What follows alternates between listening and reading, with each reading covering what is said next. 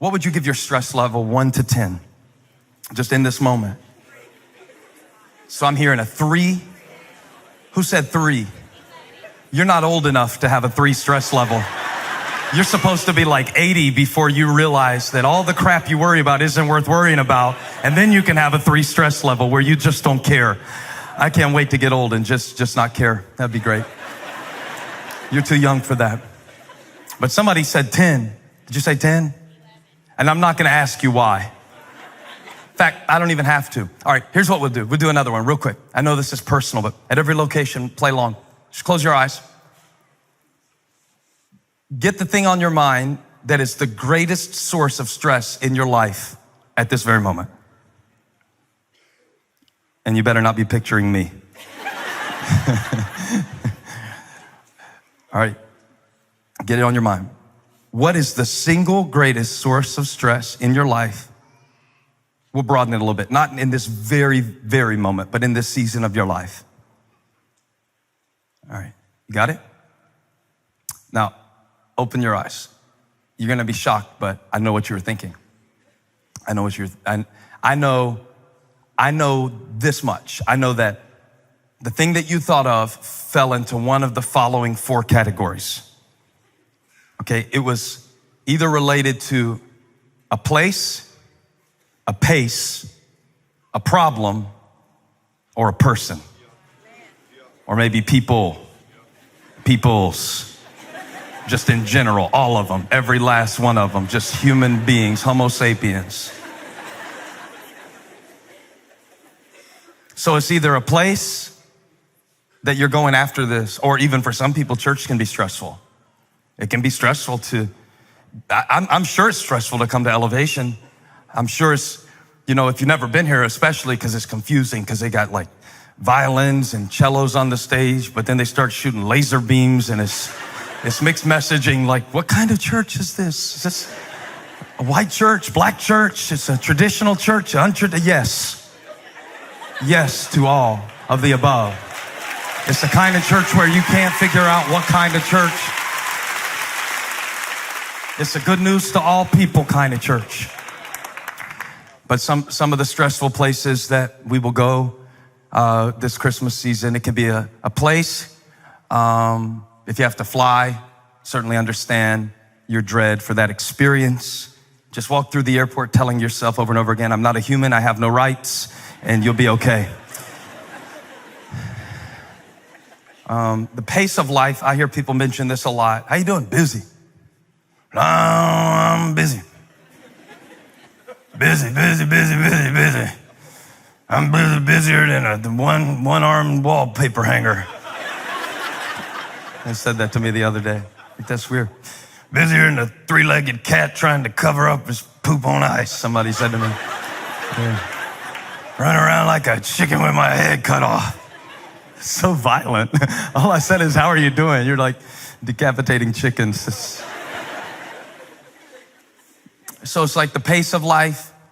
Understand that if you've been running people everywhere, you've been like an unpaid Uber driver for a 13-year-old, I understand. Feel you. Sometimes it comes down to a problem in your life that is persistent, and sometimes it comes down to one that you're just pushing through right now. A lot of people listening to me preach right now are having a hard time focusing with their minds because of the pain in their body. Or what can be even worse, somebody that you love that you can't do anything to comfort them. And that can be difficult. And really the 4th category that I mentioned, people, that's really the whole thing. Which is why when I asked you to imagine in your mind the source of your stress, the greatest source of your stress, I was very clear. I said, imagine it, because some of you would have started pointing if I would have let you, which is a bad idea. Like some of you are sitting next to what you perceive to be the source. See, you should look really confused right now is my advice. And I think it's important before we begin a discussion on the path of peace to try to talk about the source of stress, because whatever you identify as the source of your stress determines where you will seek your peace. Amen. I'll say that again. Whatever you say, this is the source of my stress, that regulates and determines where you seek your peace.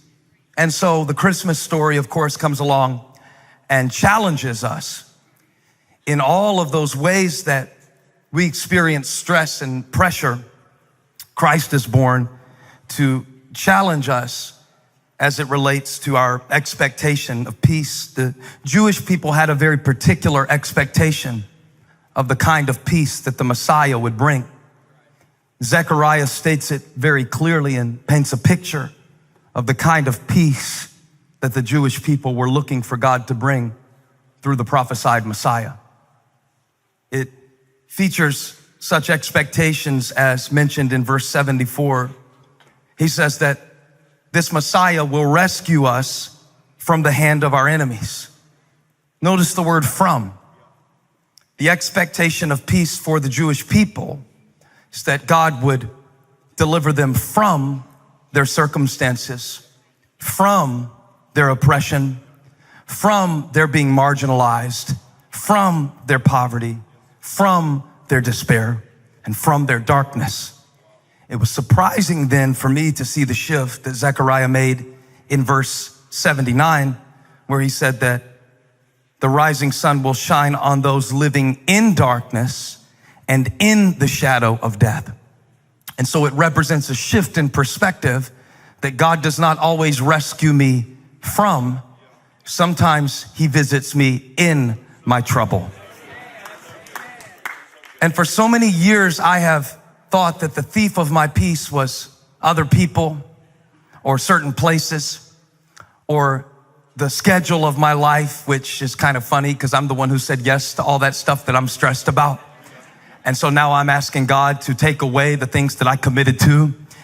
And I've tried so long, to arrange my life in such a way that I would no longer experience those stressful events and stressful people. And if God would just change them, and if everybody would just act the way they should act for a little while this Christmas. But the Lord has been speaking to me in these last few days about the path of peace. And what I realized the more I reflected on this promise of peace that God gives us, Isaiah 9:6, his name will be called Wonderful Counselor, Mighty God, Everlasting Father, and the Prince of Peace. But notice the prophet didn't call him the Prince of Convenience, or the Prince of Ease, or the Prince of Comfort, or the Prince of my preferences. Because a lot of times when God promises me peace, what I hear in translation is that God is promising me convenience, or God is promising me ease, or God is promising me my preference being met. But the Lord has been speaking to me, and maybe you don't need to hear this, but just in case you do, it is impossible to experience peace when you are expecting perfection. See, my problem, I'm coming to realize this, it's not other people, it's not the place, it's not the pace, and it's not the problem. The problem is not the problem. I can tell you the problem is not the problem because Jesus was born in a manger. The angel appeared to shepherds. So the shepherds were the people that you would least expect the herald to make the announcement of the birth of the Son of God, and yet he showed up to the least likely people in an unlikely place. So it's not the people, it's not the place, it's not the pace. The shepherds were always on the move from place to place to place to place. It's not the place, it's not the pace, it's not the people, it's not the problem. Here's my problem. My problem is that I can't receive peace because I'm expecting perfection. And the angel said, are y'all gonna help me preach, or it's just me today? I'll make it quick. Here's the whole message. If you need to go, if you got things to do, I'll give it to you right now, and you can go on and get to Target, and hopefully everything will turn out all right. The enemy of your peace is not other people. It is not other places. It is not how fast life is or the way the world is. The enemy of your peace is your insistence on perfection. And when heaven came down and appeared to humanity, it was not in the form of perfection. In fact, God did not come down looking like a deliverer. He came down looking like a dependent. He came down as a baby. And so when the Prince of Peace came, he didn't come dressed in power. He came in Pampers. Why? Because God wanted you to know that he's going to bring you peace, but not like you expected him to bring it. It's not going to look like you pictured it. It's not always going to fit your preferences. It's not always going to live up to your exact specifications of the performance of people. So if I'm going to live at peace, I've got to surrender my expectation of perfection.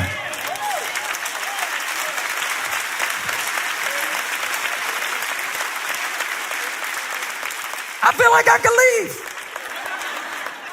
Every Christmas party is going to be so much better that you attend because of what I just told you. Every place you set your foot over the next 3 days is going to be so much more peaceful because you just realized that peace isn't found in a place. Peace is not found in a set of circumstances that is problem-free. It is not that he delivers me from it. It's that he meets me